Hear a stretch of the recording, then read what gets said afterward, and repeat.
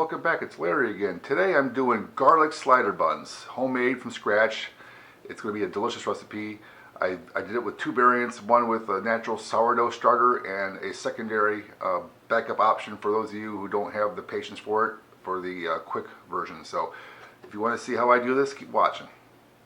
So the night before you make the buns, we got to start our sponge starter here. So what I have here is about 4 ounces of homemade yeast starter that I have maintained for a while. It's 50-50 water and flour, and of course natural yeast in there. About 6 ounces of all-purpose flour and about 6 ounces of 100-degree Fahrenheit milk. Now the reason why I'm using all-purpose flour is that I'm making sort of like buns and rolls, not really bread. If I use a bread flour, it'll be a little bit firmer and tougher, and I want more of a softer crumb to this bread. So I'm using all-purpose flour here. So I'm going to mix these all together.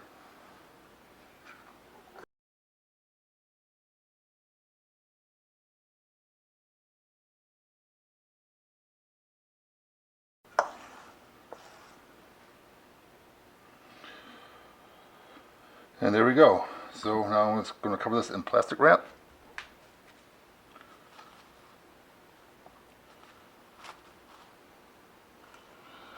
I'm going to let this sit overnight until the morning.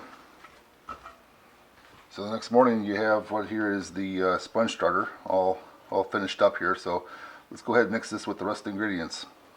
Now with my sponge starter in the mixing bowl, I'm going to add, let's see, what I have here is 17 ounces extra, additional 17 ounces of all-purpose flour beyond what I used from the sponge. About another 7 ounces of warm 100-degree milk, as well as about 4 tablespoons of melted unsalted butter, 1 large egg, about 2 ounces of sugar, ½ ounce of salt, and the specialty ingredient, which is 1 bulb of roasted garlic, which I've done a video on already on my channel. You can go check that out. So I've already done this step already, so I'm going to go ahead and dump that in there.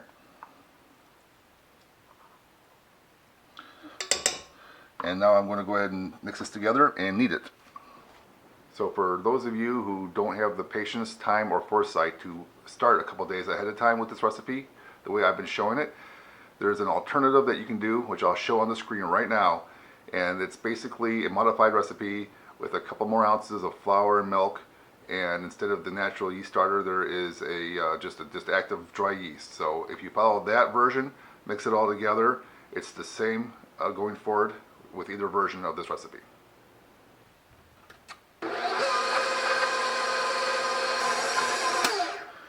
Now if you need to add a little more flour to make it less sticky, go right ahead and do so, a little bit at a time, until you're happy with its consistency.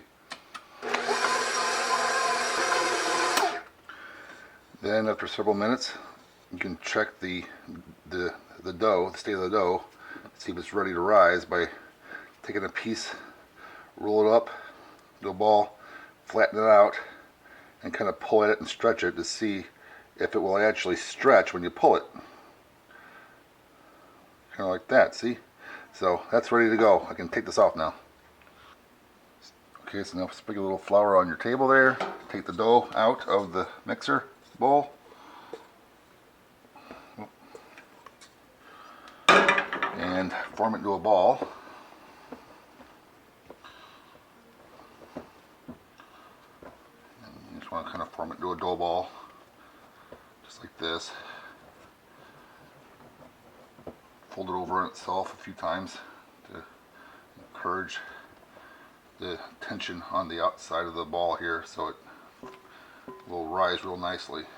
And if it's sticky, just add a little bit more flour. No big deal. Just like that. Okay.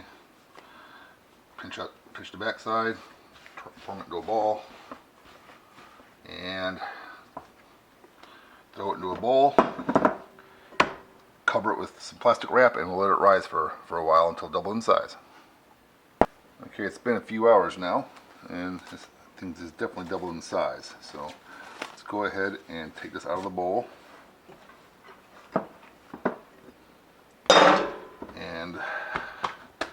made it. It's a little bit sticky, so you can use a little flour. Keep things from being too sticky. Now, I have this thing ready to roll out. I'll actually just kind of flatten it out actually.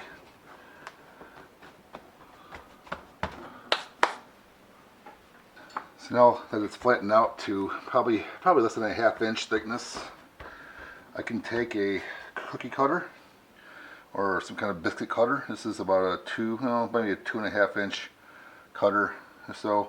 And you can go around and make little shapes just like that.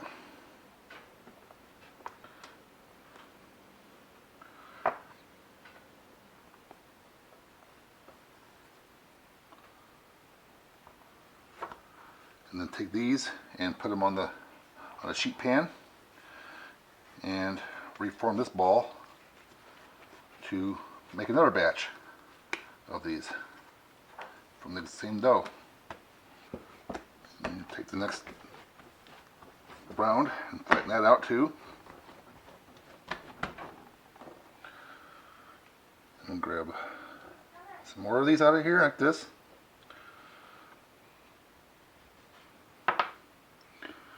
Put those on your sheet tray, and then do it again till all the dough is used up. And here we go. So here's my batch of mini buns ready to go ahead and let rise. I want to first give them a little dusting with a little bit of flour on top so the plastic wrap doesn't stick too much to the buns while it rises. I could use the oiled plastic wrap instead, but this is good enough for me. So you just go ahead and cover it and let it rise, well, probably for a couple more hours. So after a couple hours, you can see they've risen pretty well. So I got my oven preheated to 425 degrees. So last steps is to give a little bun a little bit of melted butter. Now this is salted butter because I want that salty flavor on top of the bun there. So I'm going to cover them all up. And there we go. So let's put them in the oven.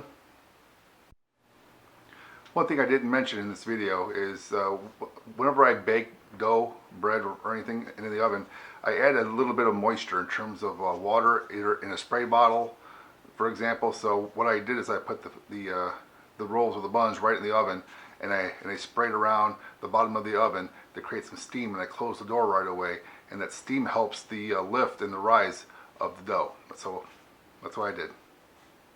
And here they are, fresh out of the oven after a little over 20 minutes, maybe 20 to 22 minutes. So let's get them on a cooling rack.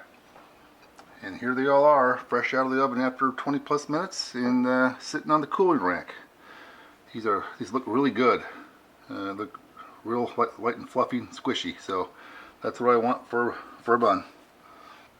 Alright, the buns have cooled off, so let's go ahead and slice one open and see what it looks like on the inside.